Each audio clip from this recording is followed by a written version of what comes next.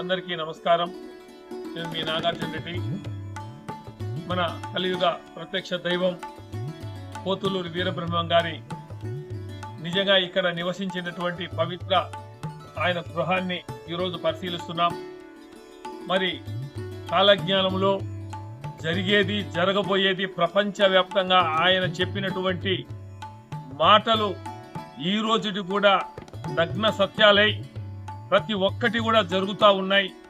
ఇది ప్రజలందరూ కూడా గమనిస్తున్నారు. అయితే మేము కూడా రిక్వెస్ట్ చేసుకునేది ఏమంటే, ఇంత పవిత్రమైనటువంటి క్షేత్రానికి ఆదరణ కరువైంది. పబ్లిక్ ప్రజలకు తెలిసే విధంగా ఇది ఒక టూరిస్ట్ ప్లేస్గా ఇది అందరికీ తెలిసే విధంగా, ఎందుకంటే ఆయన దర్శించిన వాళ్ళు, ఆయన నమ్ముకునేటువంటి వాళ్ళకు అన్నీ కూడా మంచి జరుగుతాయని చెప్పేసి మరి ఆయన కాలజ్ఞానంలో చెప్పినటువంటి విషయాలు ప్రపంచంలోనే ఎవరు కూడా చెప్పలే. అటువంటి గొప్ప వ్యక్తి మన పోతులూరి వీరబ్రహ్మం గారు.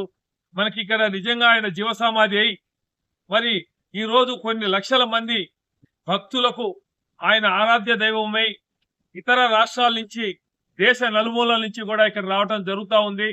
కానీ ప్రభుత్వం కూడా వచ్చినటువంటి టూరిస్టులకు మంచి వసతి కల్పించాలి.